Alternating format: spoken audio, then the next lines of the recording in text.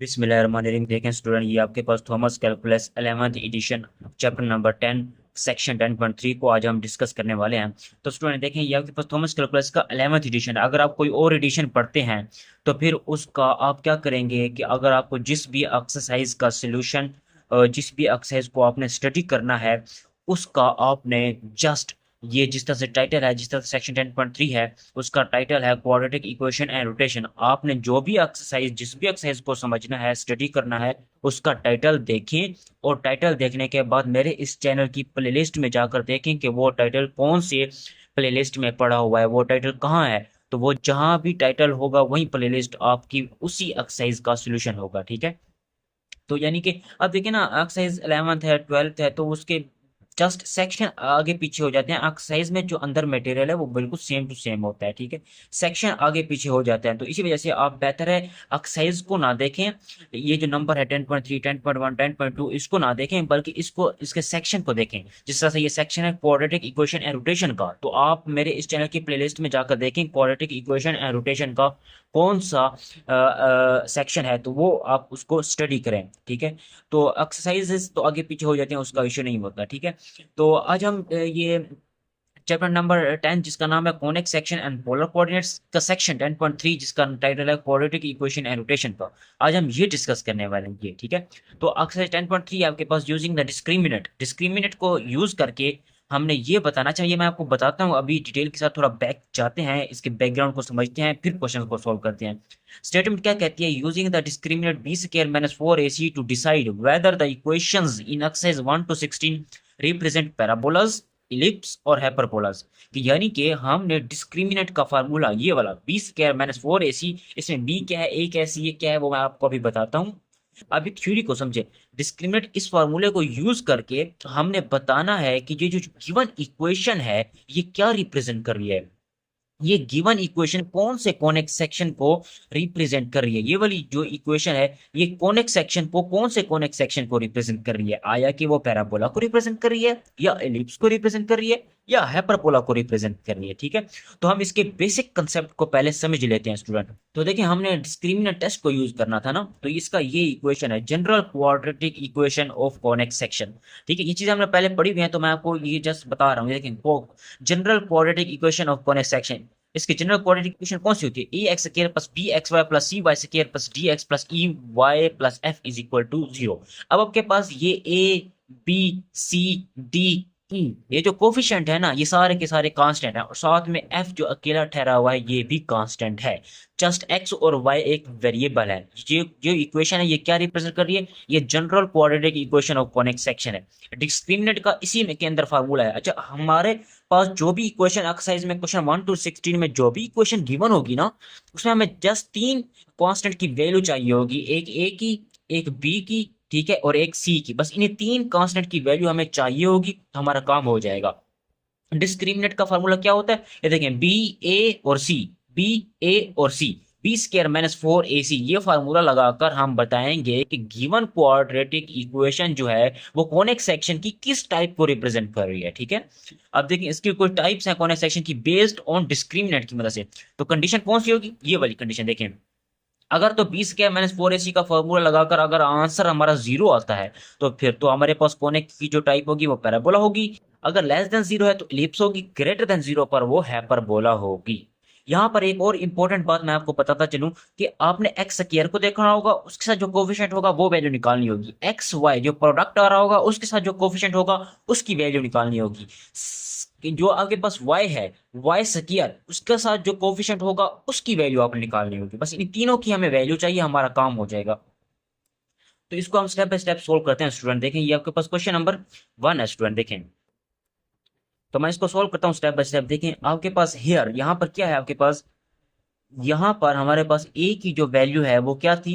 मैंने कहा था कि एक्स स्क्वायर के साथ जो कोफिशिएंट होगा वो a की वैल्यू होगी। यहाँ पर a की वैल्यू क्या है? 1। तो यहाँ पर कुछ नहीं है तो क्या होगा? 1 होगा। इसी तरह b की जो वैल्यू होगी वो एक्स वाई का जो कोफिशिएंट होगा वो होगा, वो क्या आपके पास? -3, तो ये -3। इसी तरह जो c की वैल्यू होगी वो क्या होगा आपके पास? वाई स्क्वायर का कोफिशिएंट, जो कि यहाँ पर क्या है?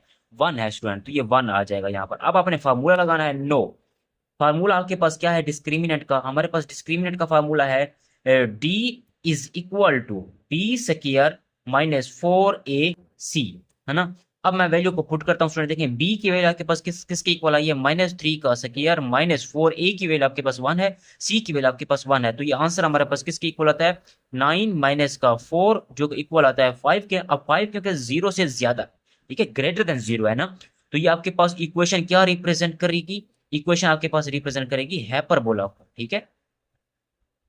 यानी गिवन क्वाड्रेटिक इक्वेशन जो है हमारे पास वो कोनेक्स सेक्शन की एक टाइप हाइपरबोला को रिप्रेजेंट कर रही है, ठीक है। इसी तरह से अब हम क्वेश्चन नंबर 2 को सोल्व करते हैं। अच्छा देखिए, मैं एक्सरसाइज के 1 to 16 क्वेश्चन को सोल्व करने वाला हूं। उनमें से मैं कंप्लीट तो नहीं सोल्व कर सकता इतना ज्यादा, क्योंकि वीडियो की फिर लेंथ बढ़ जाती है, तो मैं कुछ क्वेश्चन को सोल्व कर देता हूं।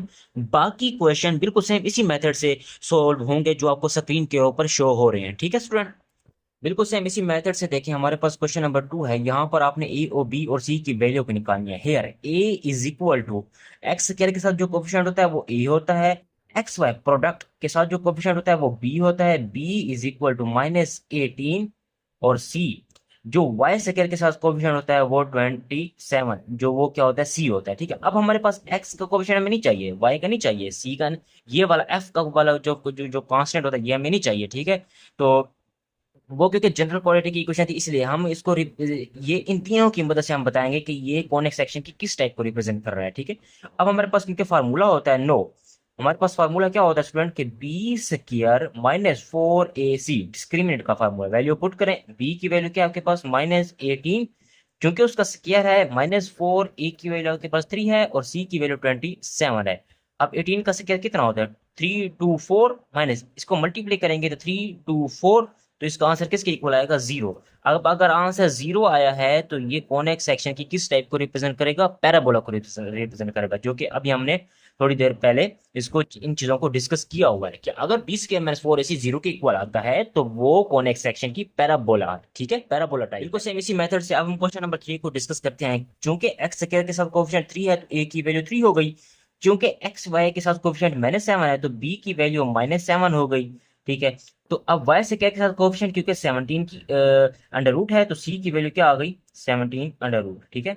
अब देखें स्टूडेंट, अब हमने क्योंकि फार्मूला लगाना होता है डिस्क्रिमिनेंट का, तो डिस्क्रिमिनेंट का क्या फार्मूला होता है, बी स्क्वायर -4ac, क्योंकि हमें क्वेश्चन की स्टेटमेंट में यही कहा गया है कि डिस्क्रिमिनेंट को यूज करके आपने बताना है कि जनरल क्वाड्रेटिक इक्वेशन या जो गिवन क्वाड्रेटिक इक्वेशन है आपके पास एक्सरसाइज में वो कॉनिक सेक्शन की किस टाइप को रिप्रेजेंट कर रही है, ठीक है। अब देखें बी की वैल्यू को आप पुट करें, -7 का स्क्वायर -4, ए की वैल्यू आपके पास 3 है, चूंकि सी की वैल्यू आपके पास 17 की अंडर रूट थी तो वो आपने पुट कर दी है। अब देखें तो ये 7 का स्क्वायर क्या होता है, 49 होता है, माइनस इसको मल्टीप्लाई करूंगा तो 12 और ये मल्टीप्लाई हो जाएगा 17 की अंडर रूट। अगर आप गौर करें स्टूडेंट, ये 49 माइनस ये बनता है 49.4, और ये आपके पास जब इसको सिंप्लीफाई करेंगे तो ये आपके पास ये आंसर बनेगा। अब अपने इसको सॉल्व करना है तो ये आंसर बनता है माइनस का 0.477। अब क्योंकि ये लेस देन है 0 से, हमें अंडरस्टूड है 0 से कम है ये वैल्यू, तो जो जनरल क्वाड्रेटिक इक्वेशन जो गिवन क्वाड्रेटिक इक्वेशन है ये क्या रिप्रेजेंट कर रही है, ये रिप्रेजेंट कर रही है इलिप्स को स्टूडेंट, ठीक है। क्योंकि इलिप्स की हमारे पास यही कंडीशन थी ना कि आपके पास डिस्क्रिमिनेंट अगर 0 से कम आ जाए तो आपके पास इक्वेशन जो है वो कॉनिक सेक्शन की इलिप्स को रिप्रेजेंट करेगी। नेक्स्ट क्वेश्चन है आपके पास, अब देखें ए की वैल्यू यहाँ पर हमारे पास 2 के इक्वल है क्योंकि एक्स का कोफिशिएंट 2 था, और बी की वैल्यू जो है क्योंकि एक्स वाई का कोफिशिएंट होता है तो बी की value is equal to -15 under root. इसी तरह सी की जो वैल्यू है वो वाई स्क्वायर के साथ जो कोफिशिएंट है वो 2 है। अब आपने क्योंकि फार्मूला लगाना डिस्क्रिमिनेंट का, तो बी स्क्वायर -4ac जो इक्वल है, अब बी की वैल्यू आपके पास क्योंकि -15 की अंडर रूट थी तो वो क्योंकि उसका स्क्वायर है मैं लगा दिया -4, ए की वैल्यू हमारे पास 2 है और सी की वैल्यू भी हमारे पास 2 है। सोल्व करेंगे, स्क्वायर से रूट कैंसिल हो जाएगा, माइनस स्क्वायर की वजह से नहीं आएगा, 15 माइनस 2 टू द 4 4 16, तो ये आपके पास हमारे पास आंसर बनता है -1, क्योंकि -1 0 से कम है, इसी वजह से हमारी जो इक्वेशन है वो कॉनिक सेक्शन की इलिप्स टाइप को रिप्रेजेंट कर रही है। नेक्स्ट क्वेश्चन नंबर 5 को सोल्व करते हैं। अब देखिए ए की वैल्यू यहाँ पर हमारे पास एक्स स्क्वायर का जो कोफिशिएंट था क्योंकि वो 1 था तो ए की वैल्यू 1 हो गई। बी की वैल्यू जो है वो एक्स वाई का कोफिशिएंट होता है जो कि 2 के इक्वल है, ठीक है, और सी की वैल्यू भी हमारे पास 1 है क्योंकि वो वाई का कोफिशिएंट होता है, बाकी की वैल्यू तो हमें चाहिए नहीं। अच्छा अब हम फार्मूला लगाते हैं, बी स्क्वायर -4ac इक्वल है। अब अगर गौर करें बी की वैल्यू आपके पास 2 है तो ये उसका स्क्वायर -4, वैसे ए की वैल्यू 1 है और सी की वैल्यू आपके पास 1 है, तो ये कितना बनता है 4 - 4, जो कि इक्वल है 0 के। अगर आप गौर करें स्टूडेंट, ये 0 के इक्वल आ गया है, तो हमें तो ये पढ़ा था कि अगर डिस्क्रिमिनेंट 0 के इक्वल आ जाए तो ये आपके पास पैराबोला होता है, जो कॉनिक सेक्शन की कौन सी टाइप को रिप्रेजेंट करके ये इक्वेशन पैराबोला को रिप्रेजेंट। अब हम क्वेश्चन नंबर 6 को स्टेप बाय स्टेप सोल्व करने वाले हैं स्टूडेंट। देखें यहाँ पर हमारे पास ए से, अब देखें ये जो है वो आपने इस इक्वेशन को ठीक कर लेना है, ठीक है, वैसे भी नजर आ रहा है लेकिन हम इसको कुछ बेटर अंदाज में लिखते हैं। देखें 2x², फिर उसके बाद एक्स वाई का कोफिशिएंट होता है +4xy, फिर उसके बाद y² वाला कोफिशिएंट होता है जो कि -1 है, और ये y², ठीक है, फिर आपके पास माइनस का 2x + 3y और ये माइनस का 6 इज इक्वल टू 0। यानी कि आपके पास किस टाइप में मैंने लिखा है, मैंने इस टाइप में लिखा है, ये देखें ax² + bxy + cy² + dx EY + F is equal to 0। तो मैंने कि इस टाइप में मैंने अपनी इक्वेशन को लिख दिया है सीक्वेंस के साथ, ताकि मुझे पता चल सके कि x² के कोफिशिएंट को a कहना है, xy के कोफिशिएंट को मैंने b कहना है, y² के कोफिशिएंट को मैंने c कहना है, ठीक है। बाकी ये चीजें तो हमें चाहिए नहीं होती, इसलिए इन चीजों को हमने क्या करना है, इग्नोर। नो। अब अगर आप गौर करें स्टूडेंट, a की वैल्यू आपके पास यहाँ पर किसकी इक्वल है, 2 के, b की वैल्यू 4 के इक्वल है, c की वैल्यू यहाँ पर -1 के इक्वल है। ये देखें -1, 4 और ये 2। अब नेक्स्ट आपने फार्मूला लगाना है स्टूडेंट। देखें आपके पास फार्मूला क्या होता है, b² - 4ac is equal to, b की वैल्यू आपके पास क्योंकि 4 है और उसका स्क्वायर माइनस का 4, a की वैल्यू 2 है और c की वैल्यू -1 है, 4 या ये 16 बन जाएगा, माइनस और माइनस पॉजिटिव, 4 × 8। अगर आप गौर करें स्टूडेंट तो ये तो 24 बन रहा है और ये ग्रेटर देन 0 है, तो आपके पास गिवन क्वाड्रेटिक इक्वेशन जो है वो किसको रिप्रेजेंट कर रही है, वो कॉनिक सेक्शन की हाइपरबोला टाइप को रिप्रेजेंट कर रही है। तो ये क्या है आपके पास, हाइपरबोला स्टूडेंट, ठीक है। इसी तरह से अब हम नेक्स्ट क्वेश्चन नंबर 7 को स्टेप बाय स्टेप मेथड से देखें। अब मैं इसको एक तो ठीक करके लिख लेता हूँ, x² + 4xy, ठीक है, +4y² माइनस का 3x माइनस का 6 इज इक्वल टू 0। तो यहाँ पर हमारे पास जो वैल्यूज हैं, a की वैल्यू कितना है 1, b की वैल्यू हमारे पास 4 है और c की वैल्यू आपके पास 4 है, ठीक है। नेक्स्ट अब देखें स्टूडेंट, अब हमें फार्मूला लगाना है। फार्मूला आपके पास क्या होता है, b² - 4ac का, तो वो किसकी इक्वल है स्टूडेंट, b की वैल्यू आपके पास 4 है और उसका स्क्वायर माइनस का 4, a की वैल्यू 1 है, c की वैल्यू 4 है, तो ये 16 - 16 बन रहा है और ये 0 के इक्वल आया है। तो आपके पास कौन सा टाइप है, पैराबोला है, ठीक है। इसी तरह से स्टूडेंट आपको स्क्रीन के ऊपर नेक्स्ट क्वेश्चन शो हो रहे होंगे इस एक्सरसाइज 10.3 के क्वेश्चन 1 to 16 में। मैंने जस्ट 7 क्वेश्चन को 1 to 7 क्वेश्चन को डिस्कस किया है, बाकी क्वेश्चन सेम इसी मेथड से सॉल्व होने हैं स्टूडेंट, ठीक है। तो वो आप कीजिएगा, अगर ना हो रहे हो तो फिर मुझे कमेंट बॉक्स में बताइएगा, मैं ज़रूर उसका सोल्यूशन एक दफ़ा अगेन इसकी नेक्स्ट क्वेश्चन की वीडियो बनाकर अपलोड कर दूंगा, क्योंकि वो सेम थे तो मैंने बार बार एक ही क्वेश्चन, एक जैसे क्वेश्चन को सोल्व करना मेरे लिए थोड़ा मुश्किल तो नहीं, आसान है, लेकिन वीडियो की लेंथ बढ़ जाती है, ठीक है। तो यहीं तक हमारी वीडियो एंड होती है। अगर आप चैनल के ऊपर नए हैं तो काइंडली चैनल को जरूर सब्सक्राइब करें, लाइक करें, शेयर करें, कमेंट्स करें। मिलते हैं नेक्स्ट वीडियो में, तब तक के लिए अल्लाह हाफिज।